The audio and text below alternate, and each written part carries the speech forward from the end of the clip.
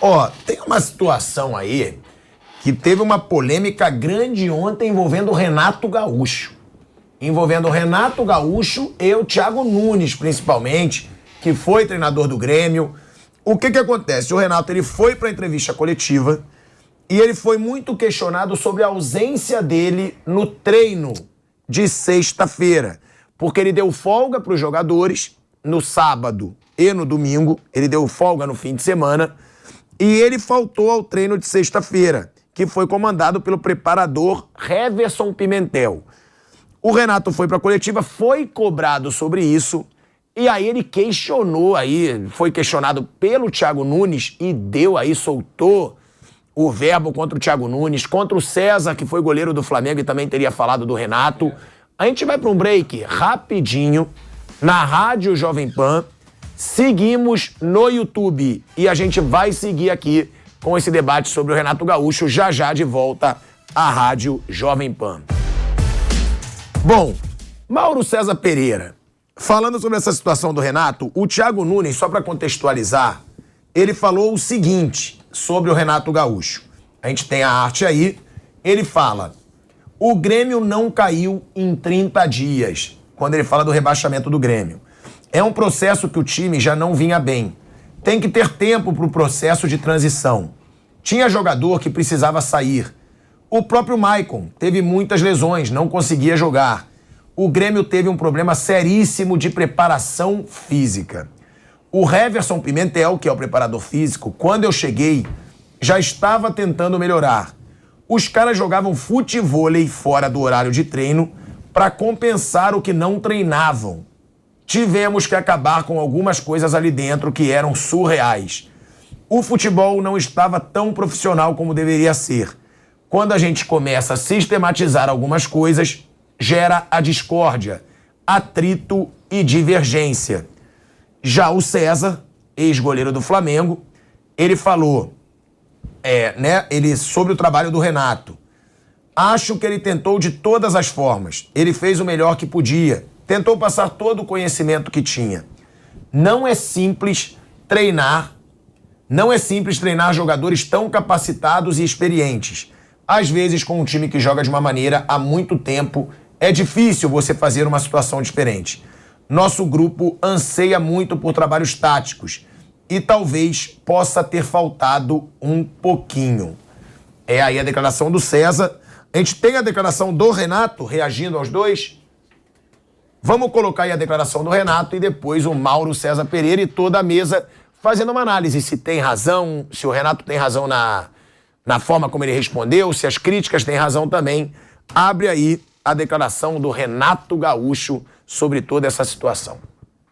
No Flamengo é impossível alguém ter falado, porque no Flamengo a gente não conseguia nem respirar. Nós estávamos em 3 competições. Como que poderia ter folga? Então, não sei de onde você está tirando essas notícias. O goleiro César. Oi? O goleiro César falou. Ah, o goleiro César. Uhum. Eu sei por que ele falou. Ele está no Flamengo ainda? Pois é, desculpa. No Grêmio, como em qualquer outro clube, sempre vai haver folga. E alguns de vocês têm mania de criticar a folga. Então você tem que criticar todos os clubes no Brasil. A tua pergunta ela é boa, viu?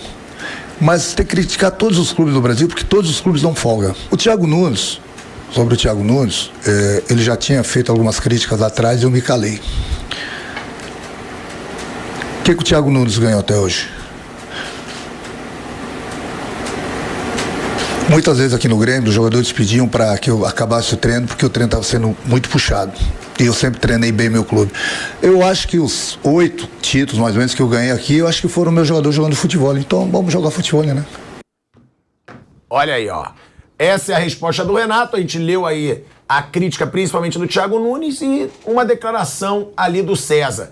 A gente tem aí 20 segundos agora, né, pra gente voltar pra Rádio Jovem Pan, então até pra isso eu vou passar a palavra pro Mauro, né, pra não ter o Daronco parando. Espera aí. É melhor dar pra ele, já com Boa. que o Flávio Prado sempre reclama que o Daronco interrompe. Então a gente tá voltando pra rádio, pro Mauro César e pra toda a nossa mesa darem a opinião sobre essa situação, essa treta aí do Renato Gaúcho. Então a gente tá voltando. Estamos de volta.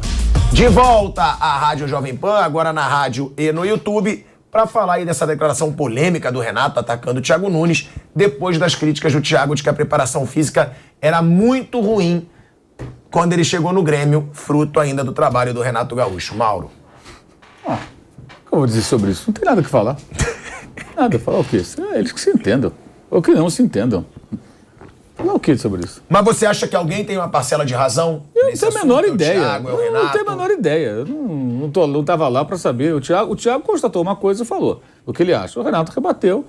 Eles que se virem aí. O Renato tem que classificar o Grêmio para a Série A. Subir e montar um time competitivo para o ano que vem, né? Que subir é obrigação do Grêmio com o Renato e qualquer outro treinador. O Grêmio tem um elenco mais caro da Série B, um dos mais caros. E o Thiago está aí no mercado, não conseguiu aproveitar as oportunidades que teve, né? Teve chances aí em alguns clubes, no Grêmio, no Corinthians, no Ceará, né? Não conseguiu se firmar. A pergunta do Renato tem uma resposta fácil, né? Ele ganhou uma Sul-Americana na Copa do Brasil, então ele também tem títulos, o Thiago, mas só conseguiu de fato sair bem no Atlético, depois não mais. Eu não sei, eu acho que o Thiago é um técnico que ele precisa, de repente, ver onde que não deu certo nesses outros clubes para ele poder retomar a carreira. O Renato é um cara, o Renato tem 60 anos agora esse mês, já é um técnico mais veterano, mais rodado, enfim, e no Grêmio ele goza de um certo privilégio por ser o maior ídolo da história do clube, a estátua, né? Mas assim, todo mundo parecido, nessas entrevistas são sempre as mesmas coisas. Vocês têm mania disso, vocês aquilo, tudo. Não é cansativo, né? Ele fala sobre isso. Tem problema no Corinthians também, que ele chegou no Corinthians e falou tudo soqueteado aqui, a base, tudo. Lembra que ele... Sim. Deu confusão também na chegada dele no Corinthians. E que também poderia segurar um pouco, né? Porque ele não tá numa boa fase também. O Renato realmente é muito questionado. Só que o Thiago Nunes também não tava com moral pra falar nessa hora também. Ele chega no Corinthians, ele não se apresenta no Corinthians, vem depois, o Coelho fica. Teve problema com o Coelho, né? E depois teve problema lá com a base toda, diretores. E no Corinthians a gente sabe que, né, os caciques estão lá e vai mexer. A saída do Ralf e do Jadson acabou ficando na conta dele, né? Eu acho que ali não foi ele sozinho, mas caiu na conta dele. Né? Teve isso tudo. Ô, Flávio Prado, essa situação do Renato Gaúcho, só deixando claro aqui que ele ainda falou o seguinte: tô cansado de ficar ouvindo certas coisas mentirosas e me calar. Chega de ficar me calando. Cada um tem o direito de falar o que bem entender. Agora, tem que bancar. Porque quando estava aqui no Grêmio, ele não falou isso na primeira semana. Por que quando ele estava aqui no Grêmio, ele não falou isso na primeira semana? Não entendo, sinceramente. No momento em que você não é capacitado para uma coisa e não dá certo, começa a arrumar desculpas. Eu sempre tive muitas dúvidas sobre a maneira como o Renato trabalha. Sempre coloquei isso muito claramente.